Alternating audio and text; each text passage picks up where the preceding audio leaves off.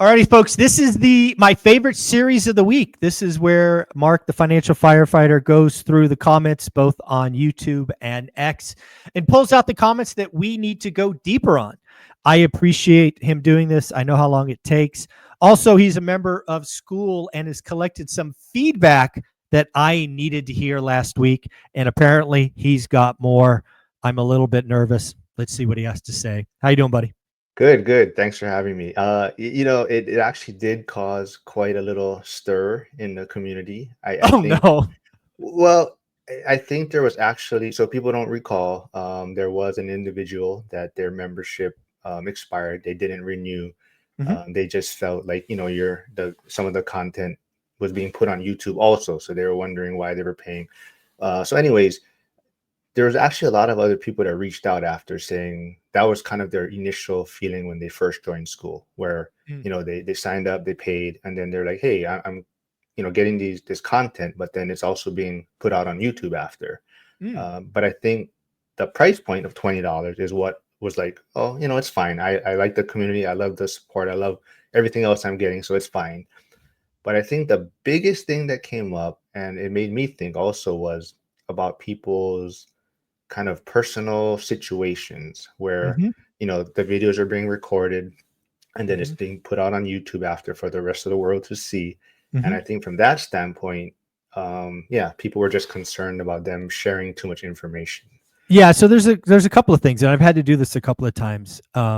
Anytime somebody shares what I would call personal information, addresses, first and last names, things of that nature, I either A, won't post that video if it's full of it, or I actually go to my team and tell them to cut out, minute 7 to minute 11 or 12. I'm very sensitive because I always operate under one rule. Would I put this out? And I'm a pretty open guy, but there are certainly some things that I'm not doing, right? And if that happens to happen in a show or it's full of it, um, that stuff's not going out on YouTube, right? But there's also, most of the conversations are very much blocking and tackling, opinions, thoughts of that nature. And from where I sit, if somebody in my community is going to ask that question, I think there's hundreds of people that would ask that question, and thus putting on YouTube helps people. So no, I absolutely will not post videos that have personal information. Like we did a Beth Traverso portfolio review. That's not on YouTube, right? We did another provider did a YouTube, and that stays inside school. So if anybody has those concerns, I have them as well. And either we'll cut out, like I remember one time somebody put up a spreadsheet that had all the addresses. I'm like, that's not good. So we cut that out. But yeah, I mean, if the audience, if my community members really just want these conversations to live in school, I guess give me the feedback. But I am trying to show the world that we are a unique community full of people going the same direction. So, I'm kind of torn. And then the last point, it would be one thing if the community's $99, Yeah. right? Or something like that. I'm like, okay, now we've got to keep this inside the four walls. But we are talking 67 pennies a day. Yeah. We are talking an hour. This weekend, 2 hours of my time, right? We're going 8 to 10 this Sunday with Dion and Matt. So I frankly already feel I'm over delivering by a factor of 5 to 10 for a $20. But again, I'm I'm willing to listen to the audience. And if you keep collecting feedback that, a majority of school members think it's a bad idea or want some more exclusivity, Mark, tell me that. Because I know there's a lot of people that don't want to give me bad, negative feedback, which I don't see this as negative. I'm learning just like everybody else. But yeah, if you collect more and more feedback and, it's not a one-off, but maybe it's, 50 people are like, dude, just keep this in school, then tell me. And it's no skin off my back. These YouTube videos, don't move the needle for me. So if they, want to keep them in school, just collect the info, tell me, and that's what I'll do. Well, I think to your point, I think that's what people really appreciate. So like you said last week, like, I don't know what I'm doing. I'm trying to figure it out, and you're just trying to provide the best product out there. So you are actually you want this feedback, And that's Yeah. what I tell people. I say, hey, he wants to hear all of this, so that's Yeah. great. But like you touched on, this is maybe your favorite series of the week, so I like to hear that. But No, absolutely. No doubt. Yeah. there was a comment on that. So Lifeversity said, this is a great series answering comments. Can you answer this on your next episode? Why do I never hear you talk about commercial, not multifamily, but retail and industrial properties? Do you only do residential? Well, again, one of the things that I really try to stay to is products that I own or have significantly evaluated. While I do own 2 mixed use buildings where it's retail on the bottom and units on top, those were bought during the foreclosure crisis. So it wasn't really on purpose. I was stealing them, frankly. It's not a market that I'm very familiar with. And I don't want to represent an expertise that I don't have. The other thing I do is this millionaire series that I put together with 12 to 15 different millionaires showing up every week, that actually took a lot of time to put together because I was looking for people with different stories, different experience. Like I just got done with Jonathan Twomley, who's a syndicator, hundreds and hundreds of units. So, it's just, I put this together and I don't have a millionaire that does office and retail and industrial. And again, I'm not going to misrepresent an experience I don't have. So that I forget who the individual was, but they're absolutely right. The 16,000 videos I've done, there's none of that content there because I have no expertise and I'm not going to fake it till I make it. So that's the short answer. Yeah, I love that. I think that's why, like, the guests you bring on, like you're saying, you're learning from them also. So I think that's super helpful. We do have on your video, finally, home prices are crashing. The individual commented, said, any chance you would deviate from the clickbait titles? I love your content, and you, Dion, and Kiyosaki got me into this business, but you really went ham on the clickbait and blah. Yeah. So again, I don't. I tried for 15,000 plus videos to bust the algorithm with just volume, and it doesn't work. And the one thing I am proud of is my content has never changed. But here's the deal, folks. As a content creator who is trying to help people, you can only help people after they click. That's just how the game is played. So if you watch a video for me today versus 6 months ago versus 5 years ago, the content, the message, the hope, the opportunity has never changed. But I got to get people to click. I mean, I look at my statistics. I did a test. I think this was a month ago. It might have been 6 weeks ago, where I put out 5 clickbaity negative headlines and 5 positive headlines. The 5 positive videos performed, I don't know how you want to say this, 200% worse. There's no winning in that strategy. The doomers and crash bros, they figured out the game. And they're, hundreds of thousands of subs and 50,000 views. Now I think they're hurting people. Hence the content is important. So here's the deal. Negative thumbnails work. Negative titles work. Negative 10-second hook works. But if you can get past that and listen to my content, I would challenge you to tell me that something has changed. It hasn't. I'm the same person doing the same thing with the same opportunity. But my goal is to help the most people I can. And I can't do that until they click. So I tried for 5 years. It just don't hate the player, hate the game.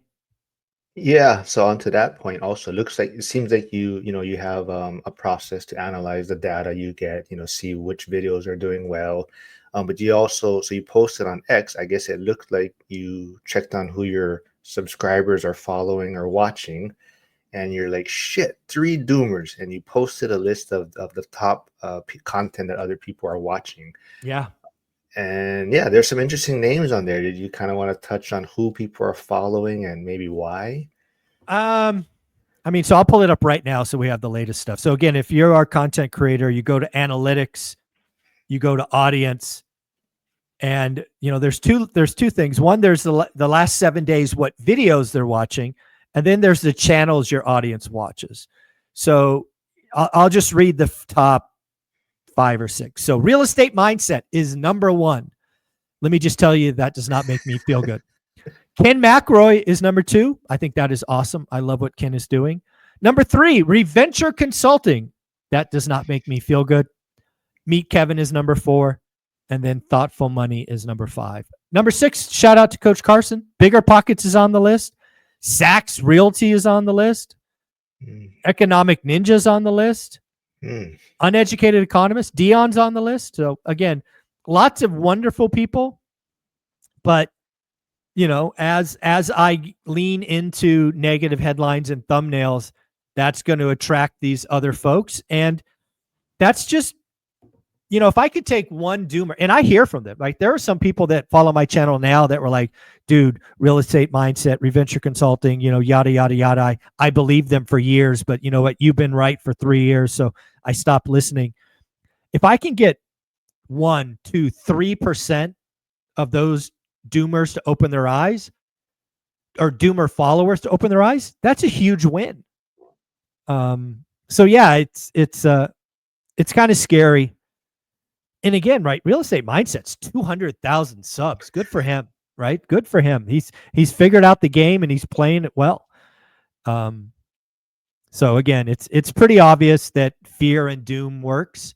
And I tried for 15,000 videos to do it the other way. And I'm an idiot and a moron for not learning sooner. And to that point, so now, you know, not only do you have to worry about your titles, you know, your clickbait thumbnails, but now it seems like the bots are also your problem or your fault. So now you're getting blamed for that. Yeah, also. I really don't know how that's my fault, but whatever. Yeah, so he did put, or this individual posted multiple comments, but we'll kind of just maybe focus or touch on one. It says, you're giving them a platform. You can simply delete them, but you take your time to reply to this comment acting dumb about it. Increasing interaction and comments on your video tricks the algorithm into more value. Selling your soul for clicks, it says. Not even close. If anybody that watches my channel and kind of watches it, I'm an individual. I don't have a team. I don't have VAs. I don't have all this stuff. And oh, by the way, I have an amazing life where after 11 o'clock, I'm off doing my own thing. So when I occasionally check on my channel, I will go in and block bots. I do it all the time. I usually do it when I'm on the treadmill, kind of kills time. But I'm not going to stress out about blocking bots as soon as they come up, right? That would ruin my life. But yeah, no, when bots come on, they get blocked. And here's the problem. As a content creator, YouTube gives you the ability to block words. So I was trying to do that for a while, but unfortunately the bots have gotten more sophisticated and they just changed the letters and numbers. So it's a losing battle. So now I just have to spend probably 15 minutes a day going through all the bot comments and blocking user, block user, block user, block user, block user. But yeah, I'm not going to stress about it. I block them all. They're not there if you go back and look.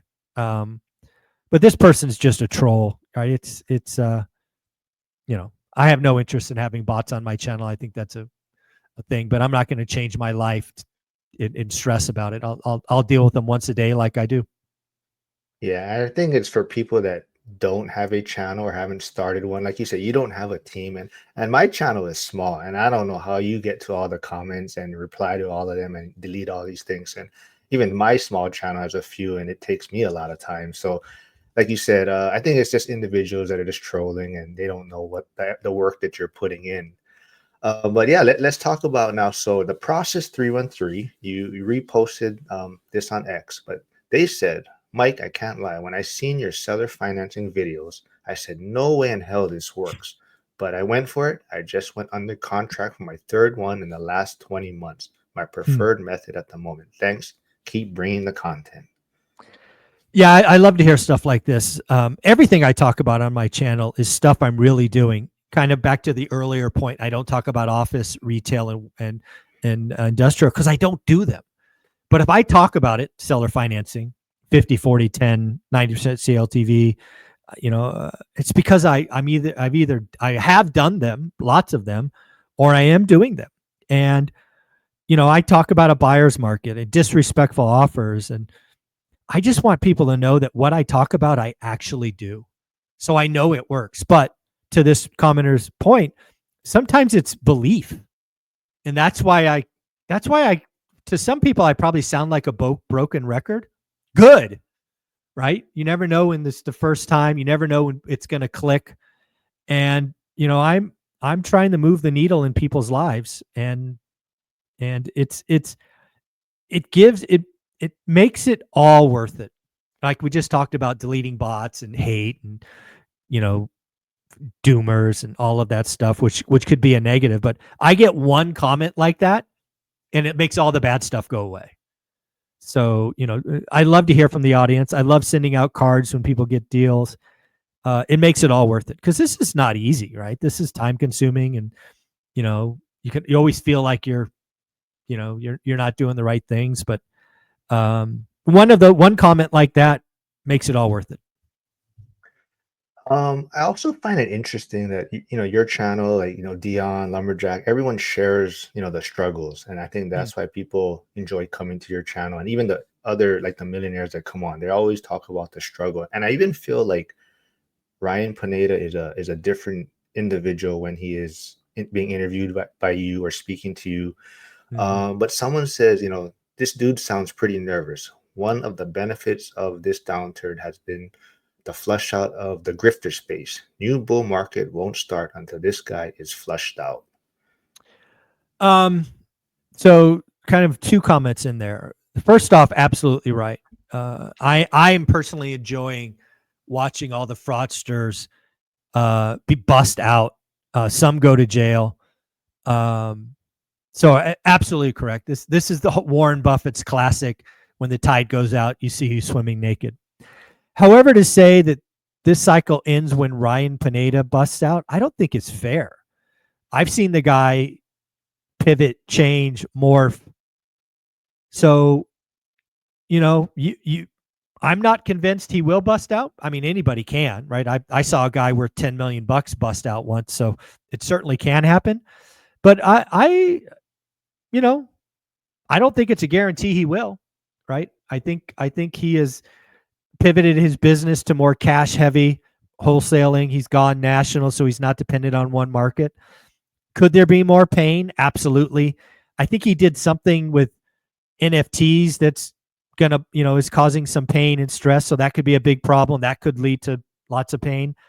But I don't think it's fair to say that so matter of fact that he's gonna bust out. I don't think that's certainly not a guarantee. And I think it's better than 50-50. He survives in some way because he's got so many different lines of businesses. Could some go? Absolutely. Could he lose some money? Absolutely. But I really don't think it's a guarantee that he busts out. Yeah, absolutely. I like what your point as you're saying that he's willing to pivot, and we've seen him kind of change over the years. And to that point, talking about him pivoting, and if you were to go back, maybe if you weren't at this end part of your journey in a sense, and you're in the first 5 years of suck, would you kind of feel like this individual's comment here? So Annie Alexander says, I wanted to get out of cash and buy a hard asset. I feel like it's safer. Even if prices go down, I got a good deal. I have someone wanting to rent and it's not even ready. I'll be painting the next few days. I mean, that's how I operated all along. It was always, for me, the mission was always to get the next great deal, which meant a cash on cash return above average.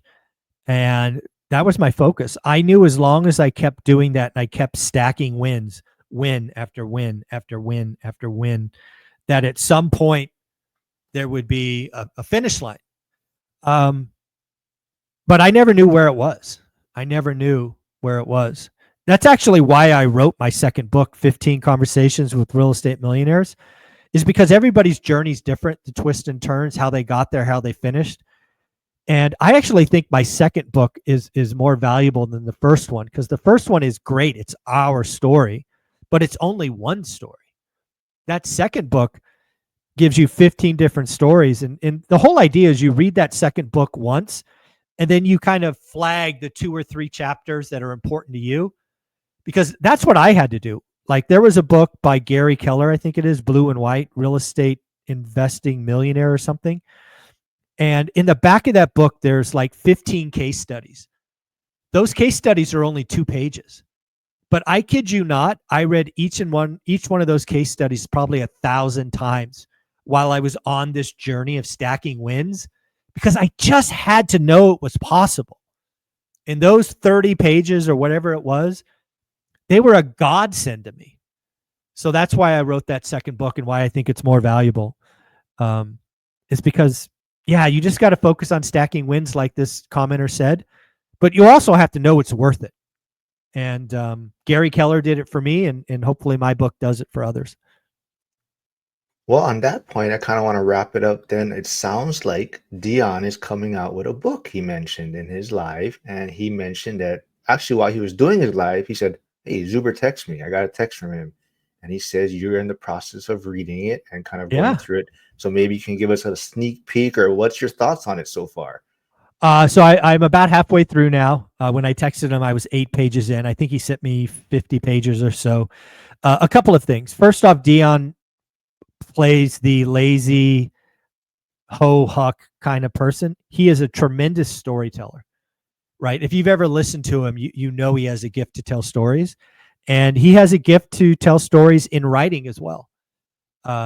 He likes to tell me that this is not even a draft, like it's a pre-draft. I'm like, dude, I would turn this in. This would be my finished product. So I don't know what you're talking about, pre-draft. So I think you guys are in for a treat. He is a tremendous storyteller, and he's I think he told me he's going for 200 pages. So you're going to get 200 pages of Dionisms and laughter and fun, and he's going to challenge you to think different, and he's going to come at things from odd angles. And dude, I look forward to reading each and every page. I look forward to all of you getting it someday. And yeah, I think you're in for a treat. Awesome. Yeah, I was telling him hopefully it'll be out at the ORAD event. Hopefully That'd it'll be be finished fun. by then. Yeah. So Yeah. but yeah, that's all I got for this week. I mean, this was a good one. I think definitely. So like you said, if people do have more comments that they want to personally send to me, send them to me, and we can always bring it up. Yeah. And again, if you're in school and you're still listening to this, let me know. I mean, you guys tell me. I have no idea what I'm doing. My current mission is to take, general Q&A and whatnot that can help the masses and share it. I will absolutely listen to the audience and say, you don't want this information out. Great. I'll either not post the video or cut it out. If you ever had that fear, maybe I should kind of open with that. But yeah, this Sunday, 2 hours, Dion, Matt, and I, should be a lot of fun. Mark, where can people find you? Financial Firefighter, YouTube, X, Instagram, closing in on 1,000 subscribers. So help me out, folks. Yeah, get them to 1,000. We can do it. Thanks, buddy. Thanks, man.